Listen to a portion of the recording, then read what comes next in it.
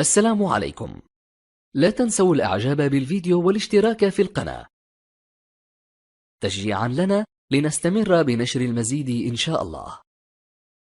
شهدت قرية بوفار التابعة لبلدية فكرينا بولاية أم البواقي اليوم حادثة خطيرة إثر سقوط كتل جليدية ضخمة من السماء بشكل مفاجئ. الكتل كانت كبيرة الحجم وشكلت تهديدا مباشرا للسكان، إذ تساقطت بين البيوت والطرقات، مما أثار حالة من الهلع والخوف وسط الأهالي.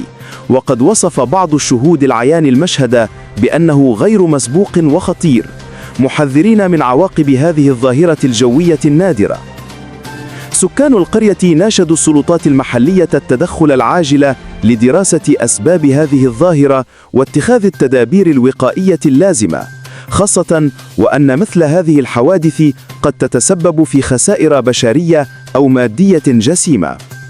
الصور المتداولة على مواقع التواصل الاجتماعي أظهرت بوضوح حجم وخطورة الكتل الجليدية، ما جعل الكثيرين يطرحون تساؤلات حول علاقة هذه الظاهرة بالتغيرات المناخية التي تعرفها الجزائر في السنوات الأخيرة.